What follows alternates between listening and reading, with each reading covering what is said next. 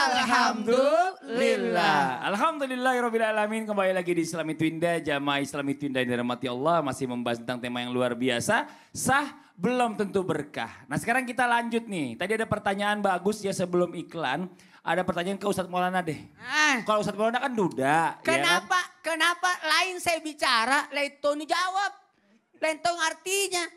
Bahasanya saya tadi beda. Soalnya ini ada sinkronisasi kiri kanan, beda bahasa. Gitu. Jadi saya cari jalan tengah aja. Nih, Ustadz Maulana kan duda. Kalau mau menikah lagi kapan Gak aja usah kan bebas. diperjelas dudanya juga dong. Ya udah, Mas saya nggak Fadli, ngomong deh. Mas Ustadz Maulana kan udah nggak menikah lagi, sama aja ya. Tapi ini ada pertanyaan, gimana kalau laki-laki ya dia menikah lagi, dia nggak punya bujang. Padahal dia udah punya istri, udah punya anak. Nah itu boleh gak sih, sah gak sih pernikahannya? Tanpa pengetahuan istrinya, boleh nggak? Penjelasannya dong, jangan diem aja. Kita butuh penjelasan nih Ustadz. Tolong berdiri. Ustadz yang belum menikah lagi. Iya. Bunda Tuti. Bismillahirrahmanirrahim. Buat semuanya, laki-laki dimanapun berada. Yuk gentleman. Ayo apa? Gentleman. Wih keren. Yuk gentleman. Perlihatkan kelaki-lakianmu. Perlihatkan kemampuanmu, perlihatkan keadilanmu, perlihatkan bagaimana engkau bisa berlaku tegar. Dengan cara apa? Jangan pernah membohongi wanita. Wah gimana gak berebutan perempuan yang begini. Itu dia. Cuma tinggal milih doang. Luar biasa gentleman. Memang laki-laki tidak butuh izin, tidak wajib izin sama orang tua. Tapi sebagai bentuk penghargaan kepada orang tuamu. Bentuk penghormatan kepada istrimu. Mohon maaf, udah punya istri. Terus dia nikah lagi. Harusnya. Kasih temennya yang belum punya istri ini. Bukan Masuk itu, lagi. Lanjutan Masuk tasnya lagi. gitu. Lanjutannya. Saya kirain itu. Harusnya izinlah dulu sama istrimu yang pertama. Meskipun tidak, maaf ya, tidak wajib izin. Tidak ada. Sebenarnya dia boleh menikah tanpa izin istri pertama. Tapi penghormatan, penghargaan ini. Hati-hati. Kalau tidak sampai ketahuan tiba-tiba punya anak. Lalu anaknya nikah sedara. Ini coba. Saya langsung efeknya aja saya langsung sampaikan. Dikhawatirkan dia punya nikah di sana. Nikah di sana, nikah di sana, tepas, ya kan aman. Tapi tidak ada yang ketahuan. Tidak baku tahu satu sama lainnya. Ini dikhawatirkan nanti ada nanti pernikahan saudara. Sebenarnya memang tidak wajib laki-laki minta izin sama istri pertama. Tapi setidak-tidaknya hargailah. Bagaimana kita bisa berlaku adil? Jikalau mereka tidak saling baku tahu. Nih. Apa? Bisa, pakai mic dong. Kalau tidak baku tahu, maka bisa baku hantam. Oh itu jawabannya. Bisa baku hantam. Kenapa? Agar bisa adil, maka sebaiknya sepengetahuan istri. Terima kasih banyak kita berada di negara Indonesia, negara hukum.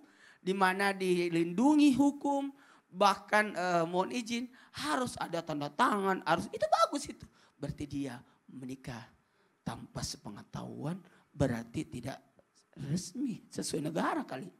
Karena kenapa kan harus ada buku nikah dan sebagainya kan. Benar.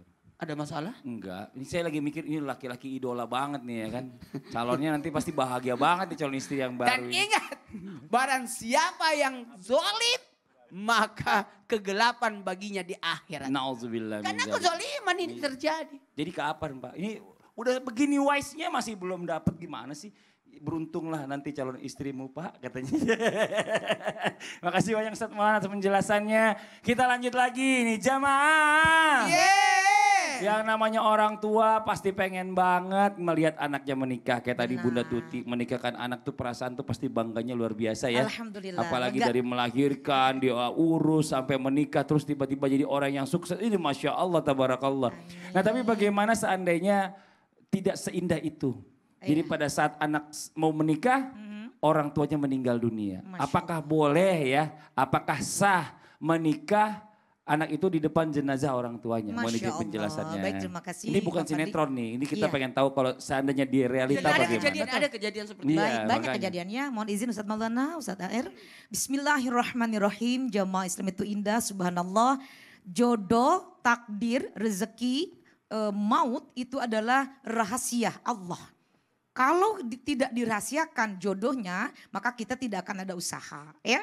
Maka kalau misalkan ketika kita sudah merencanakan pernikahan secara betul-betul perfect, betul-betul sempurna menurut kita, merencanakan dengan matang menurut kita, dua belah pihak sudah setuju, pernikahan tinggal digelar, undangan sudah disebar, semuanya sudah siap, tinggal menunggu ijab kabul. Tapi Allah berkata lain. Tiba-tiba Allah memanggil calon mertua atau orang tua salah satu daripada pasangan tersebut wafat. Inna lillahi wa inna ilaihi roji'un. Maka bagaimana jika keadaan seperti ini terjadi? Sudah ada pelaminan, sudah tinggal ijab kabul, tiba-tiba mungkin kena sakit yang mendadak lalu wafat. Apa yang dilakukan? Sebetulnya di dalam syariat agama Islam kita tidak ada keharusan di dalam menikahkan di depan jenazah. Tetapi ini kan takdir. Namanya takdir kita tidak bisa mengelak. Namanya ajal tidak bisa dimajukan, tidak bisa juga dimundurkan. Tetapi dalam keadaan seperti ini ada tidak yang mengalami? Punten, barangkali ada. Maka sudah diniatkan mau melaksanakan pernikahan. Jadi ada dua acara di situ. Dua situasi. Satu situasi kebahagiaan, kan menikah itu bagusnya diberitahu tetangga. Bahkan itu suatu kebahagiaan harus kita silaturahmi, ajak undang saudara, tetangga semua. Untuk disyiarkan bahwa anak kita sudah ada jodohnya. Bersyukur sebagai bentuk tasyakur walimatul arsh. Maka di situ satu sisi lagi ada situasi duka. Bagaimana ini seharusnya? Kalau sudah tinggal ijab kabul, laksanakan ijab kabul. Memang di situ ada jenazah, barangkali kita udah niat kan, sudah tidak bisa lagi dimundurkan. Enggak apa-apa, hukumnya mubah. Tetapi jangan direncanakan, jangan diniatkan. Tapi kalau ada wasiat pokoknya mewalikan ayah kandung. Tetapi kan kita tidak tahu, namanya ajal menjemput tiba-tiba. Jadi silahkan dilaksanakan, tapi untuk pengurusan jenazah harus juga disegerakan. Masya Allah, jadi agak Benar. ribet emang ya Bunda ya. Tapi siapa Iya. sih yang mau dalam situasi seperti ini? Ini Iya, kan Kak kalau Fadli. seandainya memang darurat aja. Dan Iya. ini 1000 banding 1 saya rasa ini Benar, Masya Allah. iya. Tapi kita harus punya ilmunya ya. Makasih banyak Bunda Tuti atas Sama-sama, Kak penjelasannya. Fadli. Jazakillah khairan kasiran. Nah sekarang kita lanjut lagi buat jamaah Islam itu yang ada di rumah. Ya namanya pernikahan, kalau sampai terjadi apa-apa saya rasa yang paling dirugikan adalah wanita. Nah tapi zaman sekarang ini banyak banget orang yang memilih justru menikah itu hanya dengan sekedar siri. Sah di mata agama. Siri, bukan pakai daun siri bukan ya. Menikahnya siri, tapi nggak tercatat di KUA, Departemen Agama. Ini bagaimana penjelasannya? Mohon izin guru kita Ustadz AR. Izin Bang Fadli, Ustaz Maulana, Bunda Tuti. Bismillahirrahmanirrahim. Sirri dari bahasa Arab, yaitu diam-diam. Diam-diam nikah gitu kan, diam-diam nambah. Kok nambah diam-diam, kok nikah diam-diam gitu ya. Maka bagaimana dalam pandangan Islam? Secara syar'i, idza tawaffarat al-arkan wasyurut, jika terpenuhi rukun dan syarat-syarat, seperti yang dijelaskan guru kita Ustaz Maulana di depan tadi, sah. Secara syarat dan rukun sudah terpenuhi, itu dulu. Cuma kita hidup di sebuah negara yang di sana ada aturan mainnya, ada hukumnya, dan ada perundang-undangannya. Menurut Undang-Undang tahun 1974 nomor 1, bahwa pernikahan secara sirri itu dianggap bermasalah. Kenapa? Karena ini akan berdampak bukan hanya kepada nanti bagaimana kehidupan sosial ya yang akan dilakoni oleh dua belah pihak ini, ya terutama wanitanya. Tetapi nanti faktor psikologisnya juga dianggap pelakor, begitu kan? Perebut laki orang gitu ya, dianggap merampas gitu ya. Maka kita katakan tatkala bersatunya hukum syar'i dengan hukum yang ditetapkan oleh sebuah negara, kita tidak lupa ada ayat yang menerangkan tentang itu. Ya ayyuhalladzina amanu aufu bil uqud. Hai orang-orang yang beriman, penuhilah janji-janji kalian, akad-akad kalian. Nah, ayat ini dipertegas dengan hadis Rasulullah SAW fima rawahu Muslim yang diriwayatkan Imam Muslim. Al-muslimuna ala syurutihim. Muslim itu harus komitmen dengan syarat yang telah dia sepakati.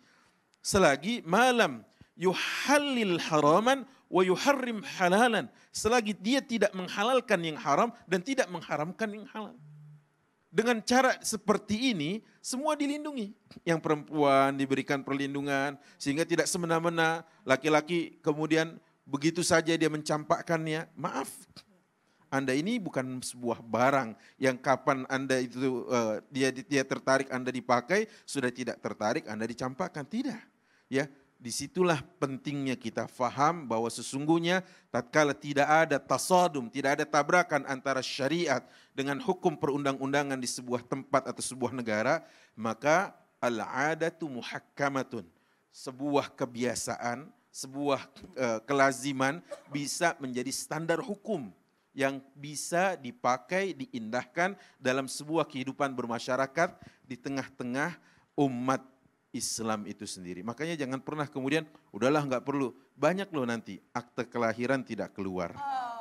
Anak-anak nanti. Tidak keluar akte kelahirannya. Nah, anak-anak karena tidak ada buku nikahnya. Betul, anak-anak nggak bisa sekolah nantinya. Oh iya juga Ditanyain ya. semua kartu keluarga. Panjang, panjang kali lebar kali tinggi begitu. Waduh, Bang. itu Itu Jadi, volume berarti. jadi volume. betul-betul harus dipikirkan ya. Harus, nah. Kartu keluarganya nggak ada. Nggak ada. Akte kelahiran anak Nggak nggak ada. ada. Anak nggak bisa masuk sekolah. Nah. Nggak bisa dapat paspor. Nah. Nggak bisa berangkat umroh. Banyak. Aduh. Aduh, udah deh, pokoknya intinya adalah ini salah satu contoh sah tapi nggak berkah, bener ya? Nah. Masya Allah. Nah sekarang kita lanjut lagi buat jamaah Islami Tinda yang ada di rumah. Masih ada pertanyaan nih yang masuk dari jamaah. Kalau gitu langsung aja kita kembali lagi ke segmen Tanya Dong Ustadz. Kami semua tanya dong Ustaz. Ada pertanyaan dari jamaah yang ada di rumah nih. Ini dia nih dari Instagram hamba Allah. Assalamualaikum, saya mau bertanya Ustadz. Saya sudah membina rumah tangga selama 3 tahun dan belum mempunyai anak karena keguguran. Saya stres Ustadz dikarenakan sering bertengkar dengan suami. Dan suami saya itu kasar kepada saya. Apakah ini contoh bahwa rumah saya tidak mendapatkan berkah dari Allah Ustadz? Wah ini gak begini juga patokannya ya. Iya. Kalau yang namanya belum punya anak terus ribut-ribut sama suami ini dibilang gak berkah. Ini bagaimana penjelasannya Bunda Tuti ini? Biar menenangkan Baik. hati juga lah. Baik Kak Fadli, menikah itu kan sesuatu takdir. Dan ketika menikah itu, baik berdiri ya.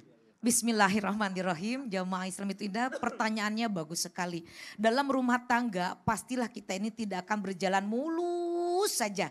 Kita ketika berjalan lewat jalan tol aja kan ada e-tol. Ya kan, harus bayar. Nah, ketika rumah tangga itu terjadi suatu saat ada percekcokan, ada keributan, itulah bisa dianggap sebagai bumbunya rumah tangga. Namun, garis bawahi, kalau dalam rumah tangga itu sering cekcok, sering bertengkar, sebetulnya menikah itu tujuannya apa sih? Kan ingin mencari ketenangan, ingin mencari kebahagiaan, ingin mencari kedamaian, ingin mencari ketentraman. Allah memerintahkan kita untuk menikah karena Allah tahu kebutuhan kita. Maka menikah itu bukan menikah-nikahan, bukan main-main, tapi harus berdasarkan ilmu. Apa ilmu dalam menikah? 1, niat dulu. Apa niatnya nih? Kalau kita diniatkan nikah untuk ibadah, maka segala sesuatu yang kita lakukan dalam rumah tangga akan tercatat sebagai ibadah. Yang kedua, ilmunya apa? Sabar. Sabar itu apa? Bertahan dalam situasi yang tidak enak, tetap bertahan. Orang yang sabar tidak akan bubar.